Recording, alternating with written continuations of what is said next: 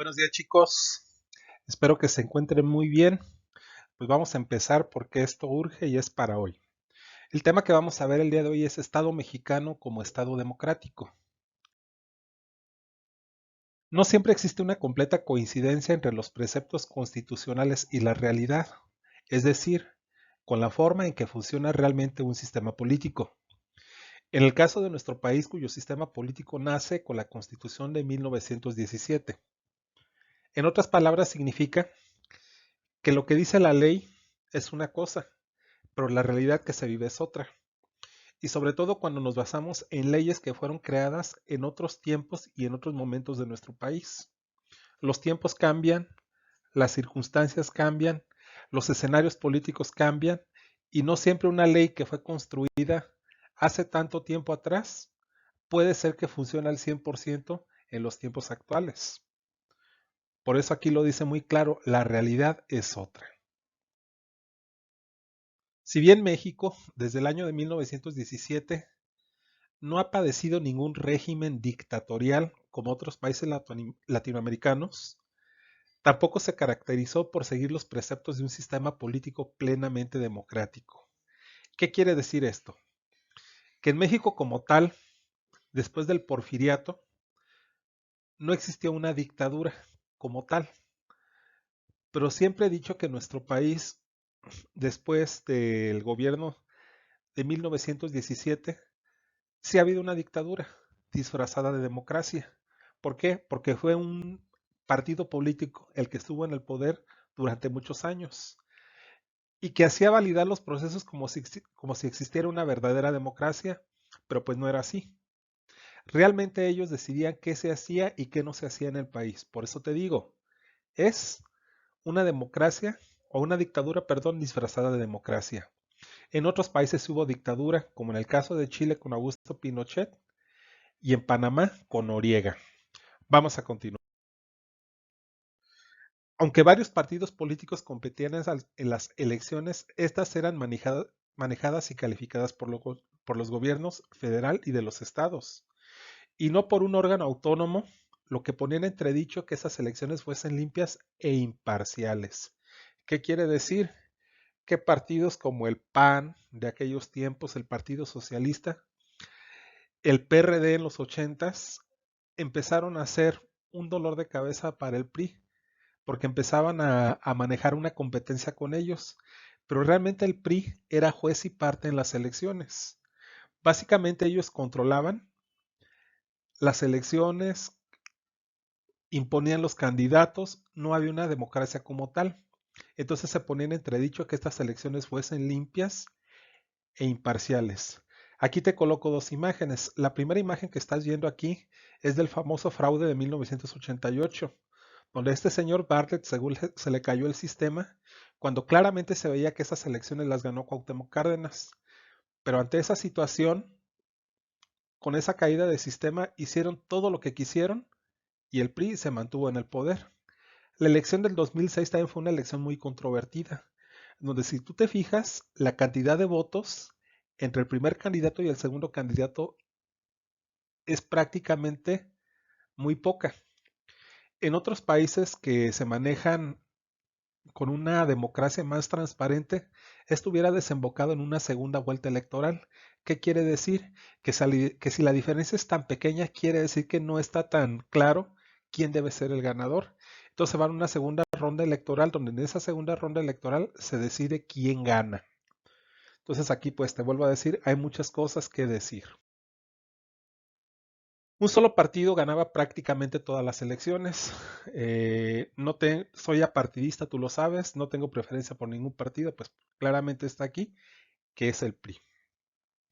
El presidente de la República, todos los gobernadores y la inmensa mayoría de diputados, senadores y presidentes municipales pertenecían a una sola agrupación política.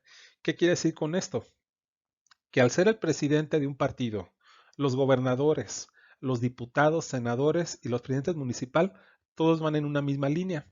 Entonces no hay un contrapeso o una parte opositora que permita que haya una balanza en las decisiones que se toman en el país y se toman decisiones de manera unilateral que solamente benefician a cierto grupo. Un solo partido recibía para sus campañas cuantiosos recursos del erario público, mientras que los demás partidos, por su precariedad financiera, apenas podían sobrevivir. ¿Qué quiere decir? Que esto era una lucha dispareja. Tú no puedes competir ante un partido que tiene un gran presupuesto para realizar campañas a gran escala, que tenía muchos tiempos en los medios de comunicación, en los noticieros. Los otros partidos políticos tenían muy poco de esto, y si a esto le sumas algo que se menciona, que muchas veces en estas campañas políticas se recibía dinero o donaciones de empresas que a futuro se le pagaban con favores políticos o donaciones de dudosa procedencia, muchas veces pues de procedencias que a veces prefiero no mencionar, pues era muy difícil que un partido pudiera hacer una lucha en contra del partido oficial. La oposición no siempre era tolerada por los gobiernos. Algunos opositores políticos sufrieron algún tipo de persecución o prisión, a pesar de que no realizaron conducta violenta alguna. Y a veces dentro del mismo partido hubo algunos actos que se oponían a los intereses de alguno. Pues por ahí está el caso de Colosio. No existía una auténtica división de poderes independientes entre sí. El Congreso de la Unión y las legislaturas de los estados aprobaban todas las iniciativas de ley del presidente de la República y de los gobernadores respectivamente, y los jueces, salvo excepciones, tampoco actuaban con autonomía. ¿Qué te quiero decir con esto? El presidente del PRI, los diputados del PRI, los senadores del PRI, gobernadores del PRI. Entonces, ¿quién se iba a oponer a algo que el mismo partido estaba marcando? Lo curioso es que a veces los mexicanos no tenemos memoria de las cosas que suceden. Y desafortunadamente es algo que está sucediendo actualmente. Nada más que está bajo otro color. El presidente es de un partido, la mayoría de la Cámara de Diputados y senadores es del mismo partido. Entonces, ¿dónde puede haber una balanza o un equilibrio entre los poderes si todos pertenecen a un mismo partido y siguen en esa misma línea? No hay oposición realmente. El presidente de la República imponía sus designios al Congreso de la Unión, a las legislaturas de los estados, a los gobernadores y a los presidentes municipales. ¿Qué quiere decir? Que el presidente decía, esto se hace y esto se hace. Y todo lo que se aprobaba en las cámaras ya nada más era un mero trámite en las cámaras del Congreso de la Unión y en las cámaras de los gobiernos del Estado. Si a eso le sumas que la prensa escrita, la televisión y la radio temían hacer juicios desfavorables sobre las autoridades, cuando los hacían, esos juicios alcanzaban al presidente de la República. Y muchas veces el partido en el poder controlaba la prensa y decía qué podía decir y qué no podía decir. Inclusive podía vetar algunas investigaciones que se hacían en torno a actos de corrupción, entre otras cosas. Con el crecimiento de los medios de comunicación, ahora ya no es tan fácil. Antes era la televisión, era el radio, era la prensa escrita. Pero ahorita, quién puede parar lo que es una red social, lo que se publican en diversos grupos? Hay muchos periodistas independientes. Entonces ya no es tan fácil callar la opinión de la prensa como se hacía antes. Este crecimiento de los medios masivos de comunicación ha puesto en entredicho y ha sacado a la luz muchos casos de corrupción. Ahí te dejo lo de los gobernadores, los Duarte, ahí te dejo lo de la Casa Blanca de Peña Nieto, entre otras cosas. A pesar de todas estas anomalías impropias de un régimen democrático, el sistema político mexicano, los ciudadanos podían militar en el partido de su preferencia, protestar contra actos de las autoridades y organizarse independientemente para participar en los asuntos públicos, pero no siempre fue así. Recuerda por ahí la matanza de Tlatelolco del 2 de octubre de 1968, donde unos universitarios, se oponían a ciertas acciones del gobierno y las matanzas que desencadenaba. Por ahí todavía tiene lo de Tlatlaya, lo de los estudiantes normalistas de Ayotzinapa. Entonces podemos ver que a veces la teoría deja mucho con lo que es la realidad. Todavía hoy en día protestar contra actos de las autoridades conlleva un gran riesgo. Y te estoy hablando del pasado inmediato y del presente inmediato. Es todavía muy delicado en estos tiempos protestar contra actos de las autoridades. así como participar en los asuntos públicos. Incluso los libros sumamente críticos con el régimen se publicaban y vendían libremente. Las universidades públicas gozaban ya como ahora de autonomía y libertad de cátedra.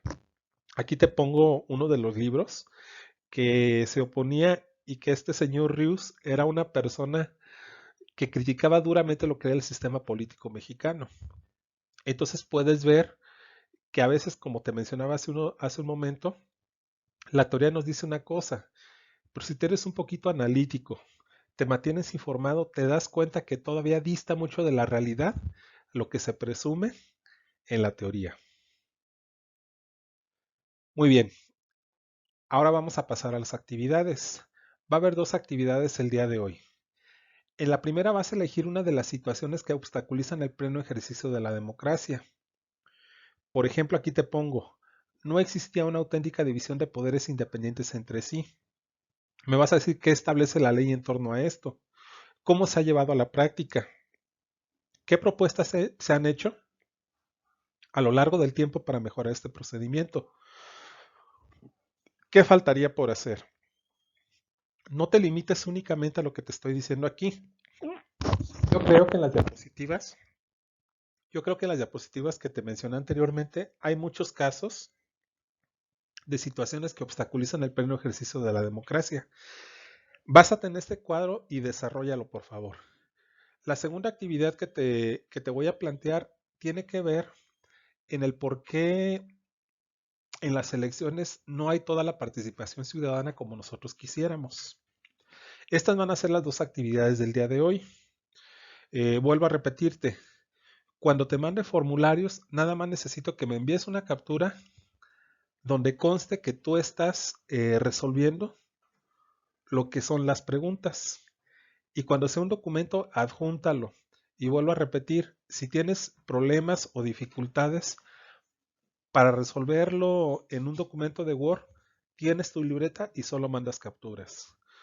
Bueno, cualquier duda, cualquier inquietud, aquí estamos para escucharte y para resolver las dudas. Que tengas buen día. Hasta luego.